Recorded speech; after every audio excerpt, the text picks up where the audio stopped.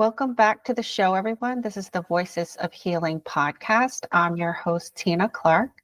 I'm a shamanic Reiki healer and also the host of this wonderful show. And I get to meet all these amazing people via the show, which is the absolute best. And today's guest is Jen Romanowski. Calls herself the Sober Witch, and we're going to talk about her journey to sobriety today and whatever fun topics we end up talking about. So welcome to the show, Jen. Hi, Tina. I'm so excited to be here with you. So tell the audience a little bit more about yourself.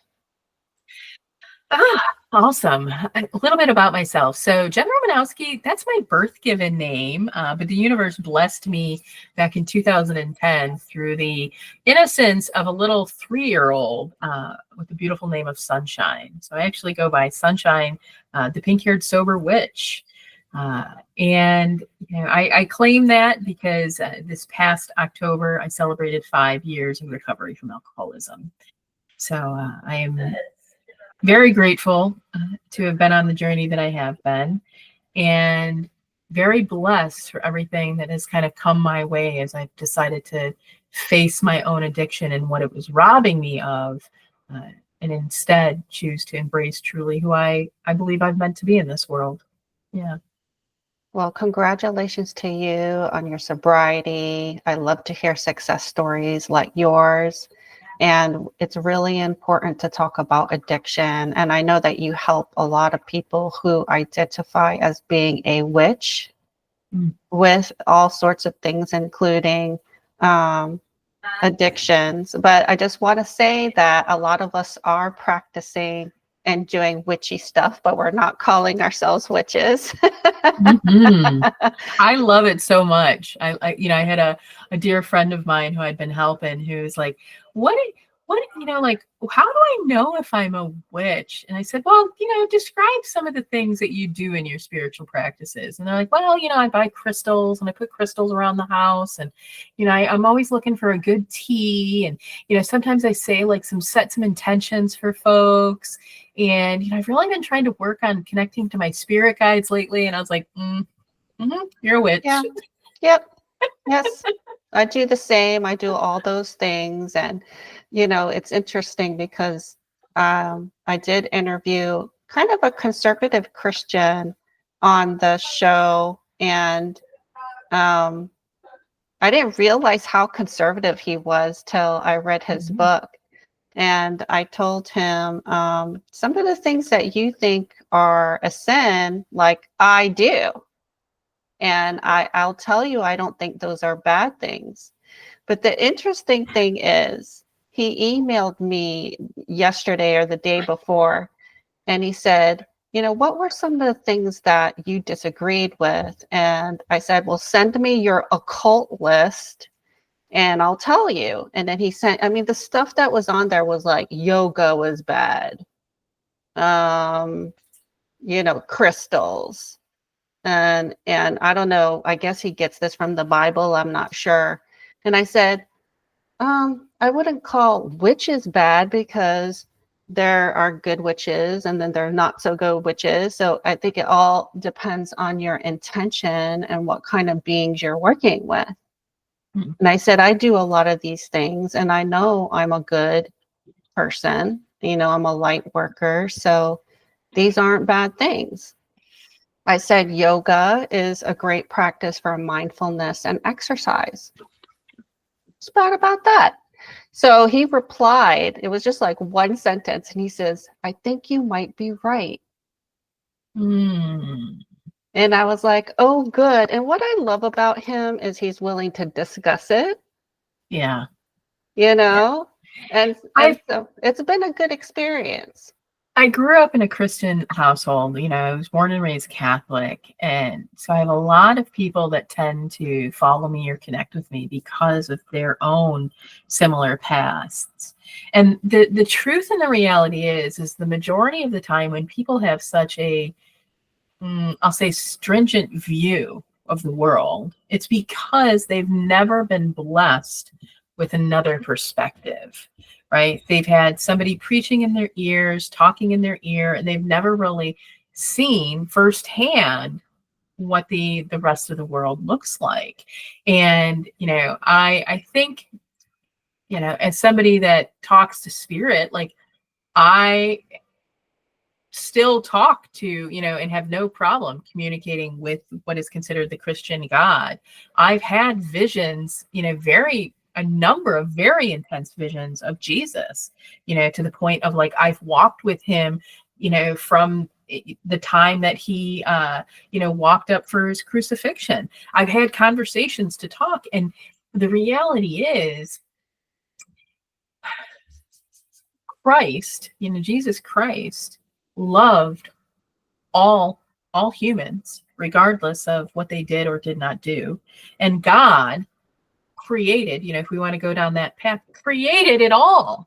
And so how could God have ever created anything that was bad, anything that should be shunned, right? Very controversial perspective, very, very controversial. So hopefully you're okay with me saying this, but I truly believe that when someone else casts judgment on another, that actually is the work of the devil. Mm-hmm. Right? I mean, what better way to, like, swoop in and take over humanity than trying to have them cast judgment at one another, right? Because God says he's the only one that can judge us. Yeah, and I don't believe God judges it. I don't know what being that is. I've got my theories, but Creator is all accepting. Why would Creator judge its own creation? The matter that I, from the judgment that I always feel is the judgment of, do you feel that you truly live the best life that you could? That's where the judgment comes, right? Do you feel like you lived the best life that you could, right? Because if you did, amazing and great. If not, what are you going to do differently next time? Right. That's the only. What can you change? Mm-hmm. If it's not your best, but this black and white thinking, like demonizing tools, like the tarot. I've been reading the tarot too for 11 years. And I don't think the tarot is bad. A card deck is not bad. It's just a tool to use for guidance, for information, for inspiration, for fun, but that in itself doesn't make it bad. So we need to get away from that very black and white thinking. And it's that saying, don't knock it till you try it. Yeah. Because you don't know what it's about, and maybe it's not for you. That's fine. But don't tell other people that this is a sin to use this. Yeah, that was the hard part about stepping into recovery. As I mentioned, I started by going to AA, and I'm very grateful for it, right? Because it did help in the very beginning. It helped, but it was strange, right? Because I would hear a lot of people talk about God. I would hear people reference, we even did the Our Father in some of these sessions, and it was just, like, very peculiar to me, right? And it probably took, it was right around Christmas time. And I'm sitting at some tables and we're talking about stuff, and I kept referring to as my higher powers, right? We're talking about my higher powers. And I literally had somebody pull me aside after and said, hey, I just wanted to, let you know that while you were talking, you kept referencing, like, higher powers, so, just in case. And I was like, yeah, that was intentional. That was a very intentional choice, because I work with a lot of spirits. I work with my ancestors. I work with, different gods and deities. Like, I don't work with what you believe is in your own concept. And it was at that point in my own recovery that I knew something was different with me and them. Something was different. Yeah. That was one of the things on the list, was ancestor worship. And I didn't even ask him what that was, because I was thinking, you mean like lighting a candle in front of my grandparents' picture to honor them? Is that considered worship? Or, I think Catholics our ancestors are here to help us. They're invested in us because we are their descendants. In the Catholic tradition, in the month of November, you would go and you would put a candle for the month at your ancestor's grave, your past loved one. Yeah, it's just mind blowing to me sometimes where people get these perspectives. You know, they don't want to see these. I have told people, I was like, you want to see witchcraft in action? Go to a Catholic mass and tell me that's not witchcraft. Right? Go to a Catholic mass and tell me that's not. I mean, you're drinking the body and blood of Christ. I'm like, I don't know. Okay. But it was really strange. And it was, you know, in a traditional 12-step recovery program, they even have you try to find a sponsor. That's a really big thing. You start and they're like, go find a sponsor, right? Go find a sponsor. And I asked 5 women. I literally went out and had coffee or had after like a meeting chat or phone conversation with 5 different women and asked them to be a sponsor. And every single one of them told me no. Right. And I was like, this is just weird. And I would tell people this and they're like, you're kidding me. 5? I was like, yeah. And they're like mind blown. I'm like, something keeps telling me this isn't for me. This way is just not aligned to my path. So much so that one of these women, Tina, asked their sponsee. They said, I've got someone that's been sober for 3 years. I think they're ready to be a sponsor. I said, great. She paired me up with her. This was in January, and we started working the steps together in the way that you're described to have to work them. By around this time that year, that woman sends me a text and says, can we talk? And I said, yes. So I call her. She goes, I've got something I got to tell you, and I haven't told anybody else yet. And I said, oh, okay. I'm uncertain where I stand in my own faith anymore. I've decided to leave the church, and I'm also deciding to leave AA. I'm like, you're kidding me, right? You know, once again, I've done everything as I've been prescribed in this particular program, in this traditional 12 steps. And that was kind of the final straw. And, you know, I've continued to go to a handful of meetings, you know, when I needed them for a while, but I started to build a new way. I started to build another path. You know, I pulled out my cards. I was, you know, reading my tarot. I started every single day using that to help guide and direct me. I did an intensive study of the chakras. I mean, like a deep dive into pulling up all of my books that I used to have. What do I do? How do I do this? How do I balance them? And I started to connect even deeper with spirit. You know, I said, give me a sign if I should, you know, focus on my mediumship, if I should talk to, you know, spirits on the other side. Give me a sign. And I asked for 3 bunnies. And I went on a walk one day and no bunnies. I went on a walk the next day and I said, hey, remember, show me 3 bunnies. If this is what I'm supposed to do, give me a sign, give me 3 bunnies. And I got about halfway around my block and 1 bunny comes hopping across my path. And I was like, whoa, okay. I get further along. Here comes bunny number 2. And I'm like, wow. I get almost all the way home and I said, Spirit, remember, if you want me to know that this is for me, I need them close enough together. Make sure I'm aware, like I can register this. And I no sooner than turned the corner and looked right in my neighbor's front yard, there was a 3.5-foot cement statue of a bunny. Yeah. So I did, you know, I found another way, and embracing that spiritual path, the practice of witchcraft, of doing spell work and leaning into magic and you know, pulling out my cards on a regular basis, and these studies of the chakras and energy. I truly believe that in itself is what has kept me sober for over 5 years now. Don't you love that you had to keep reminding them too?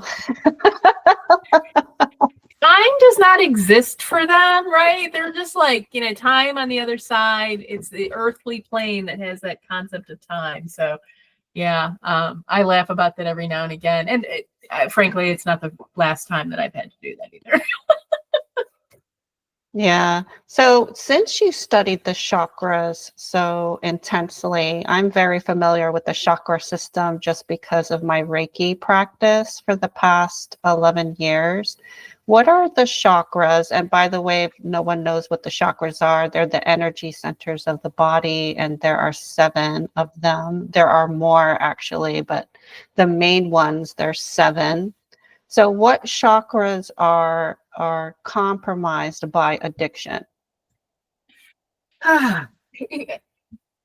Really, every single one of them is compromised in some way, shape, or form, right? So, we go down all the way into like the root and the sacral chakra. These are two that are very foundational to our childhood, right? They're established very much so as we're growing up. So any individual that's ever experienced trauma in their life, especially if that trauma has been related to addiction, right? They had an alcoholic parent, a drug addicted parent, even somebody that has been what I'll consider addicted to like codependency or chaos, right? There are people that are just addicted to this like really low vibrational energy. Uh, they will have a hard time feeling safe, which is related to that root chakra. And they're going to have a hard time connecting to other people, right? Truly feeling like intimacy, which is all related to that sacral chakra.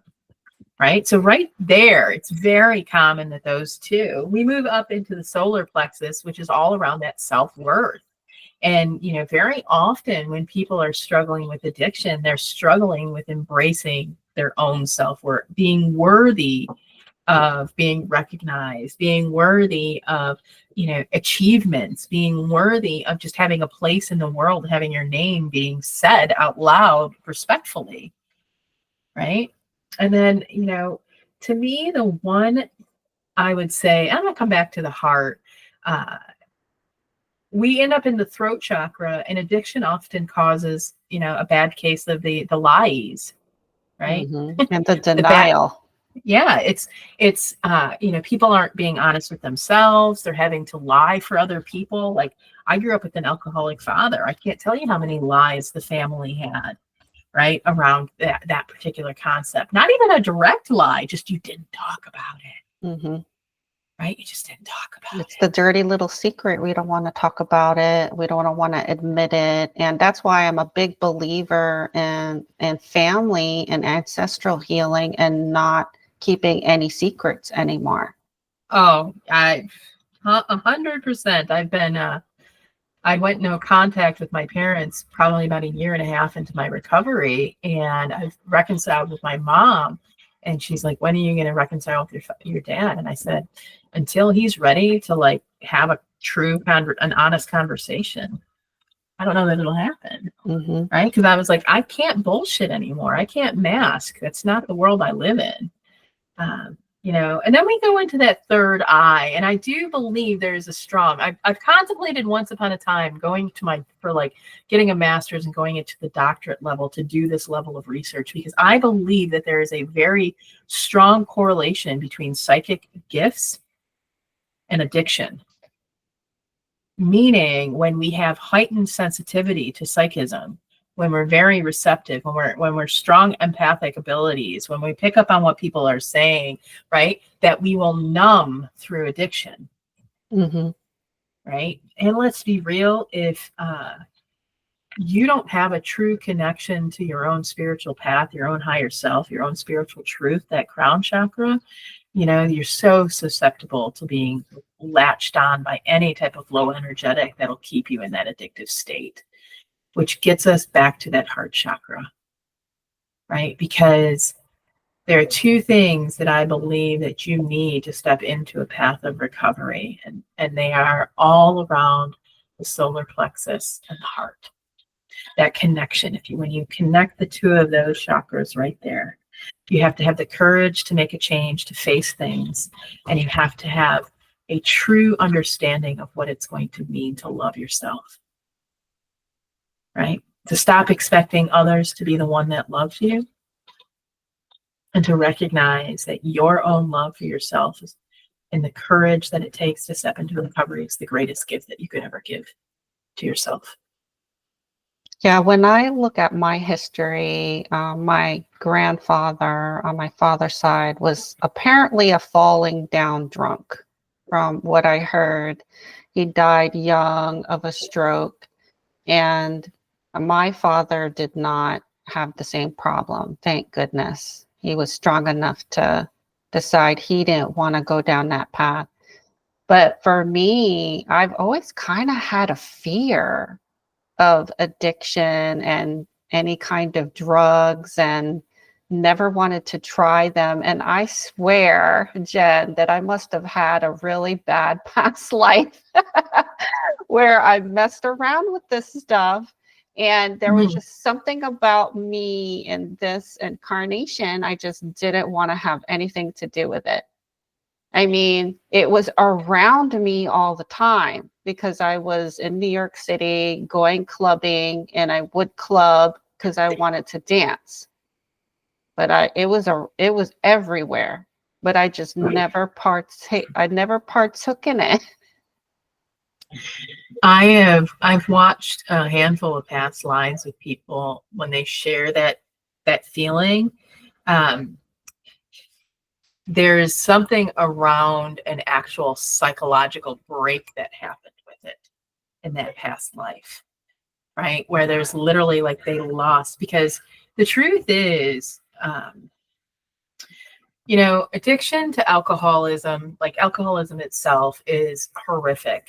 It has its own leash on people. And I truly think it's a very, very culturally strong poison, Hmm. because it is accepted and celebrated in so many ways, Hmm. right? But when we get into some of the stronger narcotics, uh, I have somebody I loved very much who passed away 2 years ago, almost 2 years ago, to this coming Monday, this coming Sunday. And he was a heroin addict. And the addiction to very extreme narcotics, those opiates, even the benzos, uh, changes the actual brain. And at the tail end, he had a literal psychotic break because of it. Right. And so that to me is the picture when you say that having some kind of psychotic break. I mean, what a strange blessing to have a fear that never takes you down that particular path, because so many people step into that path and can't get out of it. There was another thing, you're going to laugh, but my husband said the same thing. And we used to watch Little House on the Prairie growing up. And if you're familiar with the show, Albert gets addicted.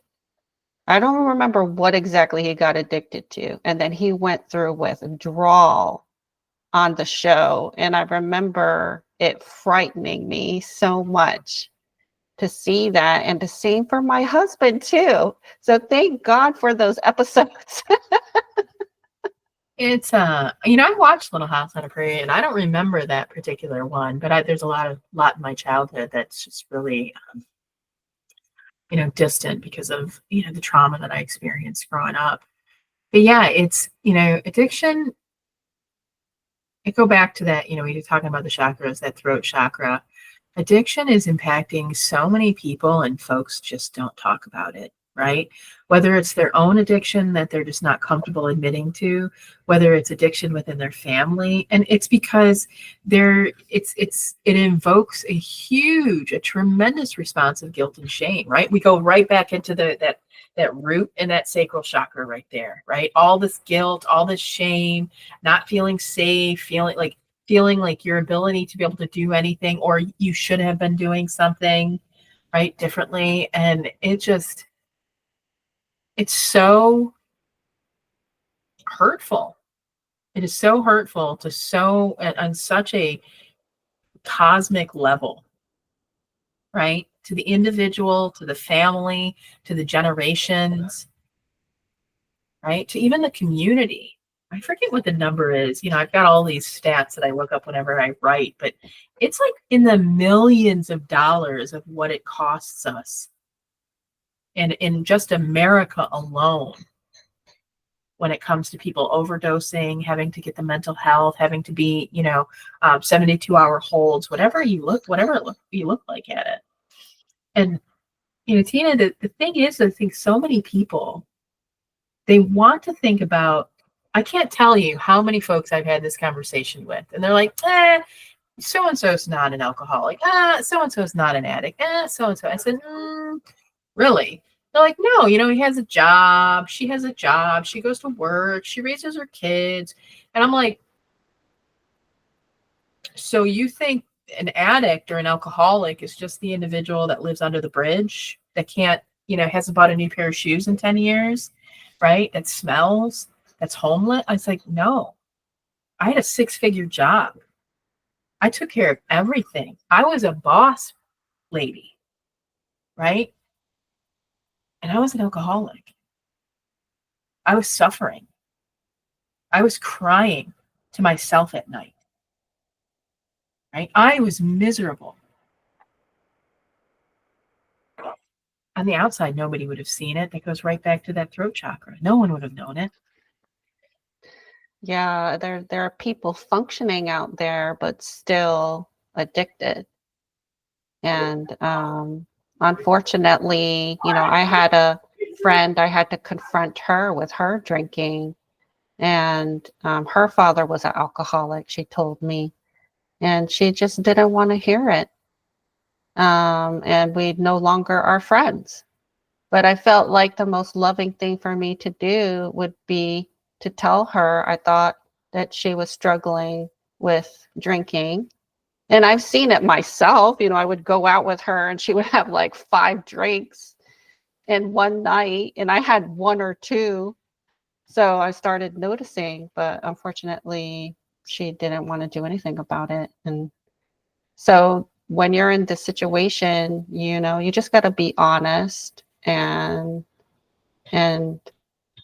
try to help them. But if they don't want your help, there's nothing you can do.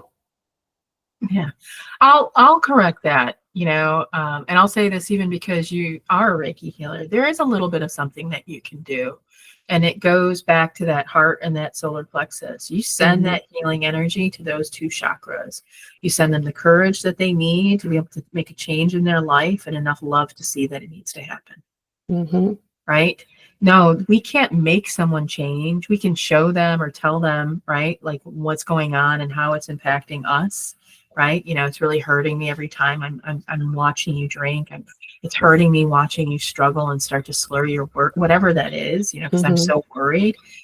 But yeah, as far as being able to truly change their actions, no. But as healers, right? As a witch, you better damn well believe that there are things. And because I'm in a lot of recovery groups, I'm in a lot of witchcraft groups, and it comes up all the time, especially in the witchcraft group. What can I do? My partner, my sister, my best friend, my mother, my father, is an alcoholic, an addict.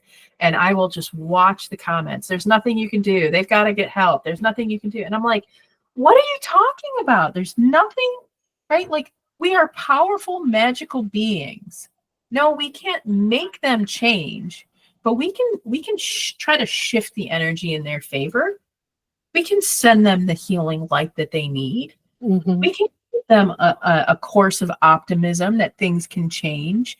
We can help them see hope, right? And it's not easy. I have every single morning, I have a prayer that I've stated for almost 5 years. And I have a list of probably right now 36 people that I personally know that I pray for every single day because they've been struggling with addiction in some way, shape, or form. And I add to it. It started with like 4 people. Right? But I've just added to it over the months and the years. Like, I will find someone and I'll see that they're struggling. And I know that, they may admit it to me, and, I'll say, I'm going to add you to my prayer list. And then there's others that they don't want to admit it. And I just keep praying. I just keep praying for them. Yeah, I pray that they find courage every single day. I was going to say, yeah, pray for them. And another thing that you could do if you're a Reiki practitioner and you're a level 2 or above, you can do some distance Reiki. for them, because you can send a Reiki to multiple people at the same time. You can do a Reiki stack, for example, and just keep them in your prayers and send them love. So yeah, we can do that. Yeah. Good point. Yep. So you decided AA wasn't for you. And so I assume you left AA and you decided to use some of your tools to help you through. And so how did those tools help you? Yeah, I still have gone to a meeting every now and again because there's somebody that I know needs them, or somebody that wants to, have some company at a meeting. So I don't object. It's a beautiful program, and it's helped a lot of people throughout its years. For me, there's a couple of things that are very key to continuing to keep me in my path of recovery. And, I do pull cards pretty much every day, right? So I pull and I ask, what is it? What's very obvious to me, that I need to be aware of, what's sitting in my shadow, and what, influence may impact my day that I may not be looking out for. And I've done that. I journal it. I don't even know, in the past 5 years, I've got at least a journal for every year. So I think this should be, the 5th year of journal. I think the first year I actually had 2 of them. I have journals by subject matter. Yeah. I have my dragon journal. I have my dream journal. I have Yeah. my book notes where I write notes on books that I read. I have my shamanism journal. Yeah, I guess I don't call it. I mean, if you were to look at all the notebooks, I've never referenced them as journals, but yes, there are a ton of spells, where I'm researching spells, or, any type of work, or new topics that I'm exploring, or anything of that nature. But the tarot has been a really, really big deal. Honing in and using my own gifts has been a really big deal. I've established a beautiful connection to my guides, to the point that it's very rare for me to actually, if I'm sitting down with clients from a one-on-one perspective, it's very rare that I actually pull out cards anymore, because I can have, the pictures, the language, the words, the feelings, the sensations are so rich. So this beautiful connection that I've created, I say, I have a client of mine that kept, I want to have my gifts as strong as yours, my gifts as strong as yours. And I said, you want to know the only difference between my gifts and your gifts? And they said, what? I said, I use my gifts. They're a requirement for me staying sober. That's the only difference, right? Like, I can't doubt it. I can't second guess it. There's no second guessing, because the moment I second guess where I'm being given, where I'm being led, that is a step closer to me moving away from my recovery, right? It's a step closer for me moving away. So that's been a really big deal. And, I think a ton of spell work. I mean, the magic has been beautiful, from programs that I've followed to my own rituals that I've created. I hesitated for quite some time in my recovery to reference myself as a high priestess. And I finally had a number of my friends said, you've been leading us in ritual for months. You've been crafting like ritual. And I was like, okay. And finally spirit came down and said, they're like, why do you keep denying it?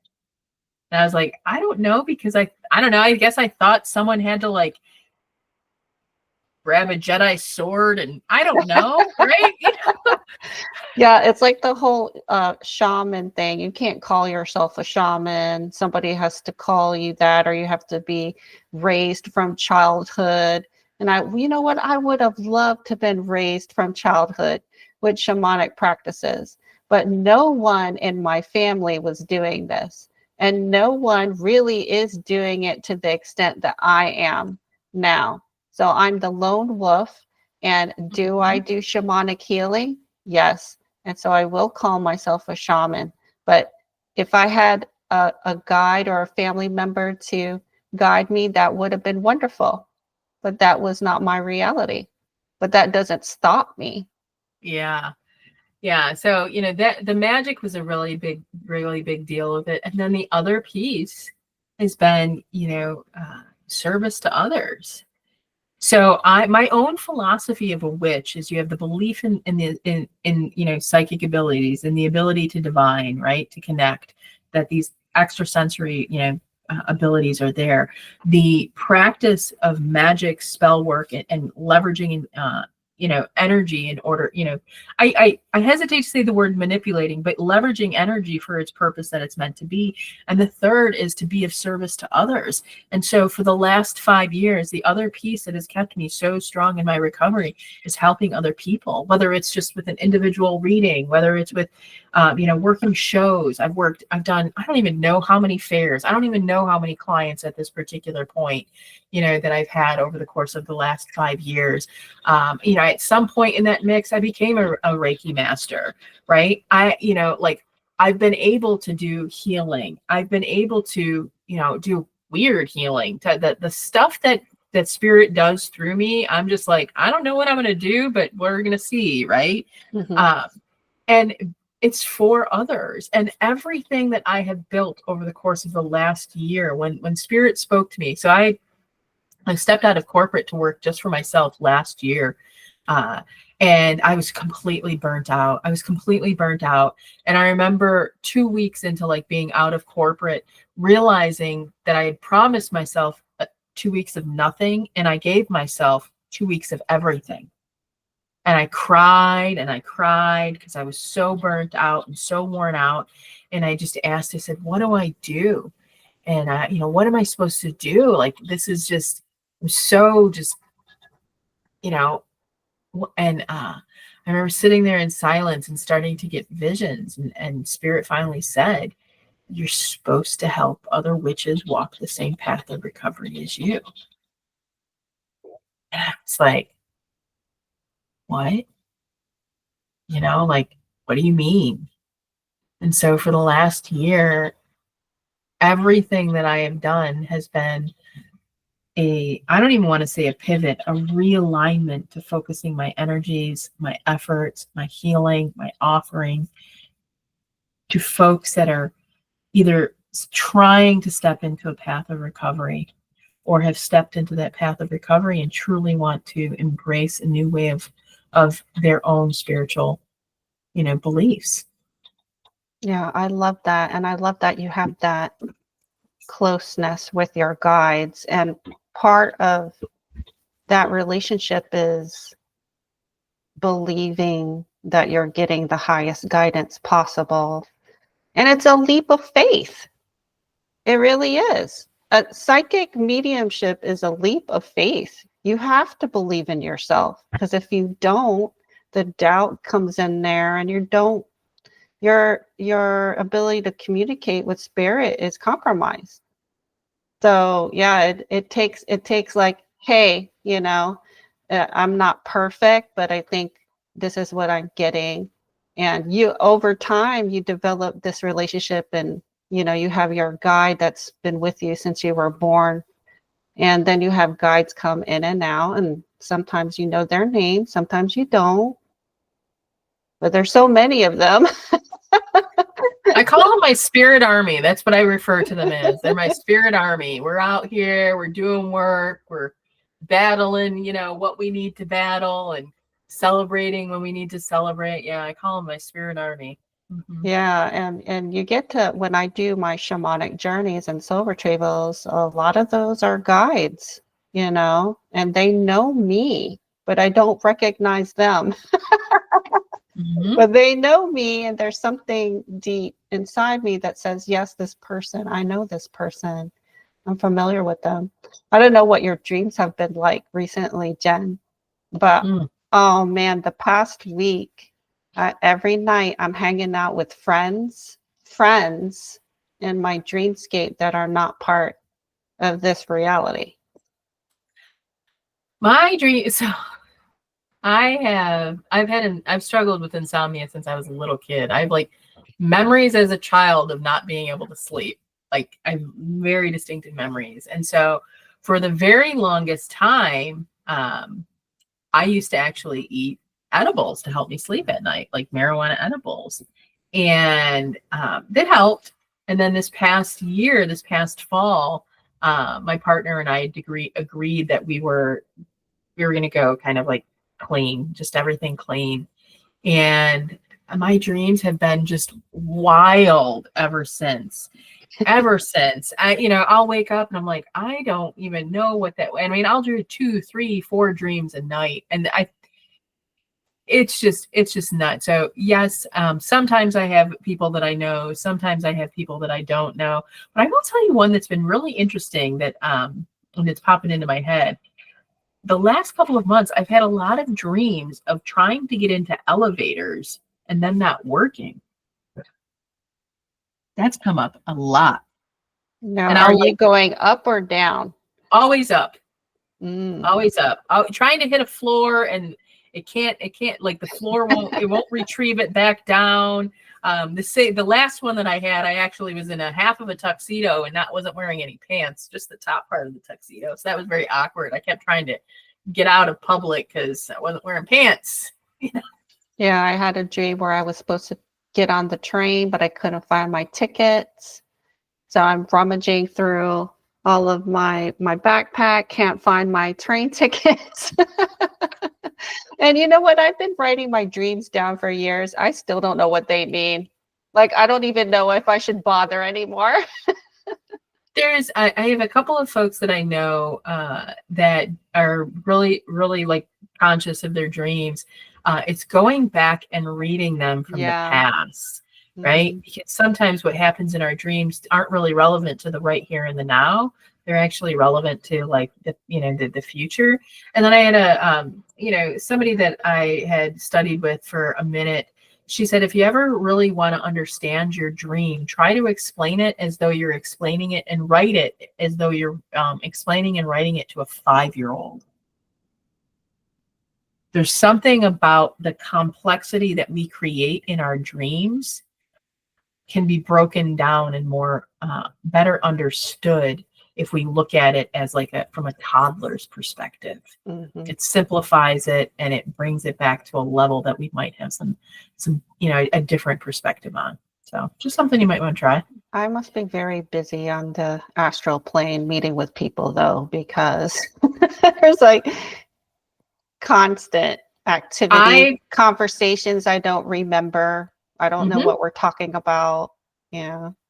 I've told people before, part of the reason that I think that I've had insomnia ever since I was a kid is because stepping into the dream state is like just as busy as being awake.